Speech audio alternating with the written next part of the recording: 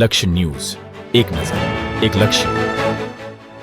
બનાસકાંઠા જિલ્લાના વેપારી મથક ડીસા ખાતે ભવ્ય અર્બન હાટની સ્થાપના કરવાની મંજૂરી આપવામાં આવી છે. બનાસકાંઠા જિલ્લાનું મુખ્ય વેપારી મથક અને અંદાજે 3 લાખથી વધુની વસ્તી ધરાવતું ડીસા શહેર હવે માત્ર વેપાર પૂરતું મર્યાદિત નહીં રહે. ભારત સરકાર અને ગુજરાત સરકારના વોકલ ફોર લોકલ, આત્મનિર્ભર ભારત અને વિકસિત ભારત 2047ના સંકલ્પને સાકાર કરવા માટે ડીસા ખાતે ભવ્ય અર્બન હાટની સ્થાપના કરવાની મંજૂરી આપવામાં આવી છે. રાજ્યના વન અને પર્યાવરણ, વાહન વ્યવહાર અને ક્લાઇમેટ ચેન્જ રાજ્યમંત્રી શ્રી પ્રવીણભાઈ માળી તથા ખાદી કુટીર અને ગ્રામીણ ઉદ્યોગ રાજ્યમંત્રી શ્રી સ્વરૂપજી ઠાકોર ડીસા ખાતેથી આ ભવ્ય અર્બન હાટનું ખાતમુહૂર્ત કરાવ્યું હતું. મંત્રીશ્રીએ નાગરિકોને સાથે રાખીને વિધિવત રીતે આ શુભ કાર્ય સંપન્ન કર્યું હતું અને ટૂંક જ સમયમાં આ કામગીરી પૂર્ણ કરીને તેને જનતા માટે ખુલ્લું મૂકવાની કટિબદ્ધતા દર્શાવી હતી.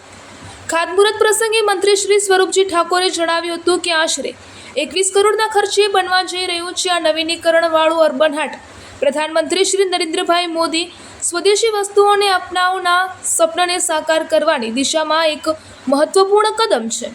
આ પ્રોજેક્ટ અંતર્ગત સ્થાનિક વિસ્તારના કલાકારો સ્વદેશી વસ્તુઓનું ઉત્પાદન અને વેચાણ એક જ જગ્યાએ કરી શકશે, જેનાથી તેમને રોજગારીની શ્રેષ્ઠ તકો મળશે.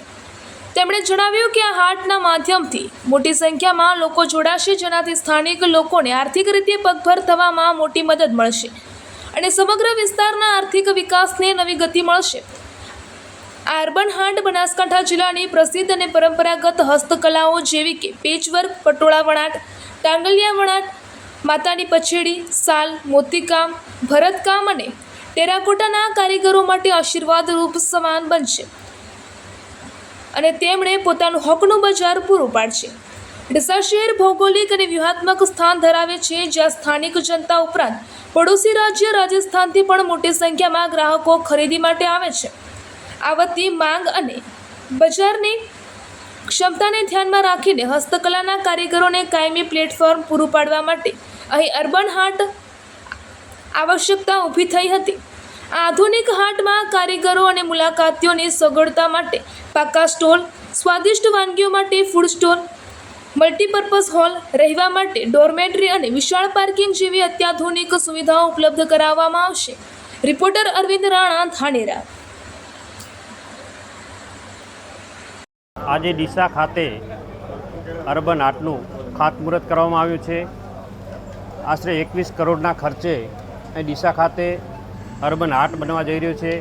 એની અંદર સ્વદેશી વસ્તુઓ જે આપણે ત્યાં જ બનતી હોય એ લોકો અહીં આવી અને વેચી પણ શકે અને બનાવી પણ શકે અને એમને રોજગારી પણ મળી શકે. એના માટે અદ્યતન સુવિધાવાળું, નવીનીકરણવાળું જે મોદી સાહેબનું સપનું છે કે સ્વદેશી વસ્તુ વાપરવી, એના માટે આજે ડીસા ખાતે મોટી સંખ્યામાં લોકો જોડાય અને આ ડીસા ખાતે સ્વદેશી વસ્તુ મળી રહે અને સ્વદેશી વસ્તુ અહીં બને એના માટે 21 કરોડના ખર્ચે અર્બન હાટ બનવા જઈ રહ્યું છે. એટલે ઘણો બધો આ વિસ્તારને ફાયદો પણ થશે અને જે મોદી સાહેબનું સપનું છે એ પણ પૂર્ણ થશે. એટલે આ વિસ્તારને ખૂબ ઉપયોગી થાય એના માટે ડીસા ખાતે આજે અર્બન હાટનું ખાતમુહૂર્ત કરવામાં આવ્યું છે. એમાં ઘણા બધા પ્રવીણભાઈ અમારા સાથી મિત્ર સાથે રહી અને ઘણા બધા લોકો અહીંના ભારતીય જનતા પાર્ટીના તમામ આગેવાનો સાથે રહી અને ખાતમુહૂર્ત કરવામાં આવ્યું છે. અને ટૂંક સમયની અંદર અહીં મોટું આ હાટ બની અને લોકોને ખૂબ જ ઉપયોગી થશે અને રોજગારી માટે પણ ઉપયોગી થશે. એટલે ખૂબ સરકારનો પણ આભાર માનીએ કે આ વિસ્તારની અંદર સ્વદેશી વસ્તુ માટે અને લોકોને ઉપયોગી થવા માટે, લોકોને રોજગારી મેળવવા માટે સરસ મજાનું અહીં હાટ બનવા જઈ રહ્યું છે. એટલે ખૂબ અભિનંદન.